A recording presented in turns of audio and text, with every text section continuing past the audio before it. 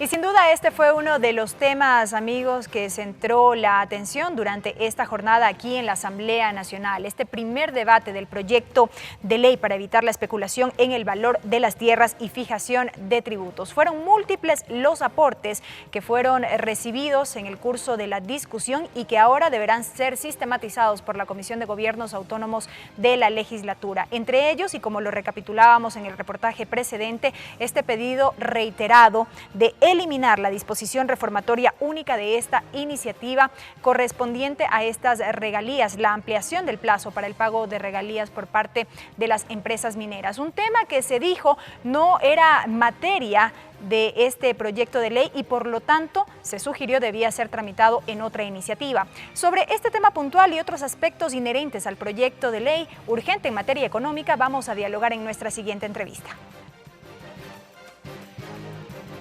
Richard Calderón, economista, expresidente de la Cámara de Comercio de Atuntaqui, exalcalde del Cantón Antonio Ante, provincia de Imbabura, asambleísta de Imbabura por Alianza País, presidente de la Comisión de Gobiernos Autónomos.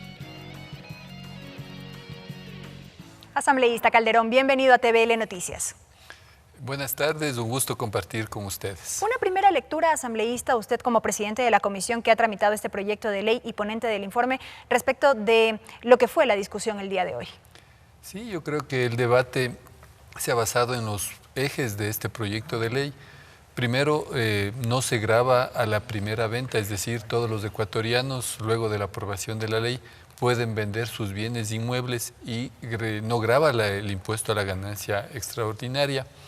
Lo segundo es que este proyecto busca evitar la especulación, que el suelo, los inmuebles vayan creciendo en su precio de manera desmedida, porque esto afecta a quienes no tienen vivienda, a quienes quieren adquirir.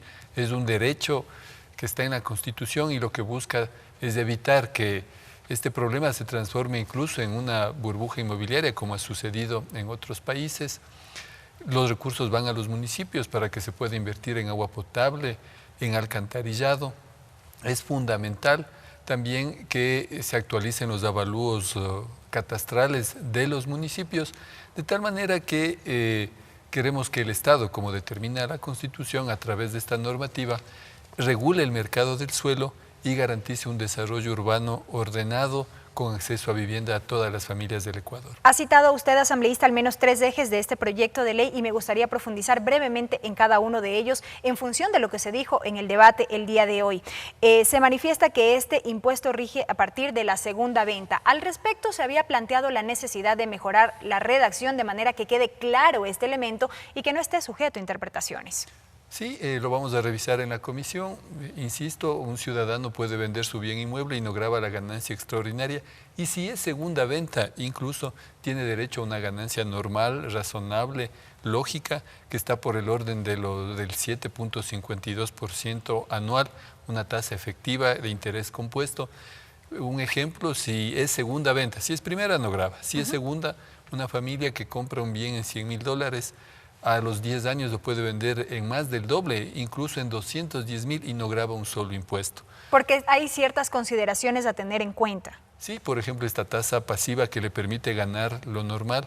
Además, las mejoras son tomadas en cuenta, el costo financiero, lo que ha pagado ya en contribución especial de mejoras es deducible, de tal manera que quienes normalmente van a vender un bien inmueble no deben tener ninguna preocupación. Esto más bien está enfocado a quienes especulan, a quienes quieren exagerar en los costos de la vivienda en perjuicio de los compradores, porque la economía, el mercado tiene compradores y vendedores y queremos que funcione de la mejor manera posible. Asambleísta, solo para cerrar este punto, lo que se aclararía es que rige evidentemente desde la publicación en el registro oficial. A partir de aquello correrá la primera venta y en lo posterior evidentemente la segunda venta. Así es, una vez que se apruebe la ley, todos los bienes inmuebles del país tienen, estarían en el marco de la primera venta. Claro, lo que no gravaría, es decir, una familia que va y vende su casa después de la aprobación de la ley no grava el impuesto a la ganancia extraordinaria. Si ese bien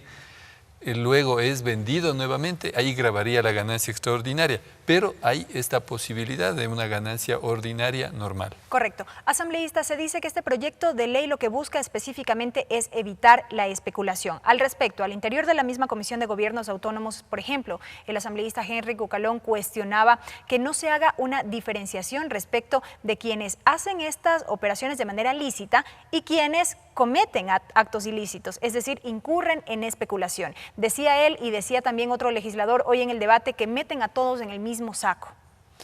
Sí, porque es difícil discriminar. No existen mecanismos y la especulación puede darse en diferentes niveles. Y más bien lo que busca esto es disuadir, evitar la especulación en los centros urbanos, en las ciudades pequeñas, en las ciudades grandes, porque en todos los cantones, en todo el territorio hay un déficit de vivienda. Queremos evitar que, más allá de la ubicación geográfica o de otras consideraciones económicas, por ejemplo, se evite este gran problema de la especulación, que ya hay evidencias muy claras que ha causado serios problemas en otros países. En España, a tal punto que, además de crecer los bienes y no poder pagar, de generar la ejecución de hipotecas, además afectó a otros sectores de la economía y causó un alto desempleo que superó el 20%. No obstante, asambleísta, se manifestó que ya existe norma expresa que justamente procura evitar que se cometa este ilícito. A ver, sí, en el Código Penal está establecido el de que la especulación no puede darse, pero de todas maneras este es un mecanismo que permite garantizar en el día a día de las transferencias de bienes inmuebles. Queremos precautelar, insisto, prevenir si se quiere. Prevenir este gran problema que puede afectar a la economía. Correcto. El siguiente eje, asambleísta, usted mencionaba que evidentemente los recursos que se recauden por la aplicación de esta ley irán directamente a los gobiernos autónomos descentralizados, lo que se traducirá en este caso en más obras, en servicios básicos y demás. Al respecto también se manifestó el día de hoy en el debate que no era necesaria una ley, por ejemplo, para este tema, así como también para actualizar los catastros, porque esta es una competencia que ya la tienen los municipios y que lastimosamente no se ha cumplido. Sí, la plusvalía ya existe, pero no ha sido un impuesto eficiente, eso lo demuestran los datos. Lo que hace este proyecto no es imponer un tributo más, es sustituir al vigente. Entonces, la actualización de catastros también está ya en el COTAS, pero no ha sido eficiente, no ha sido efectiva. Si uno mira la realidad, los municipios del Ecuador están entre los últimos lugares en cuanto a efectivizar el impuesto predial, por ejemplo. Y no solamente por un tema recaudatorio, sino incluso es una herramienta de planificación que deben tener todos los gobiernos locales. Asambleísta, la eliminación de la disposición reformatoria única, ¿ustedes van a analizar este tema? Sí, lo vamos a analizar en la bancada. Este es un asunto a analizarlo y daremos nuestra posición una vez que de manera democrática internamente lo resolvamos. Puntualmente, ¿qué buscaba esta disposición y que se dijo no era materia inherente a esta propuesta de ley?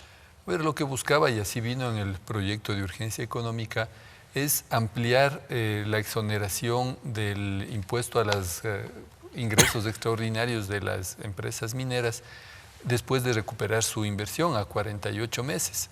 En buena hora existe la disposición 408 en la Constitución que garantiza que más del 50% de los ingresos producto de la explotación de minerales, de recursos no renovables, es para los ecuatorianos.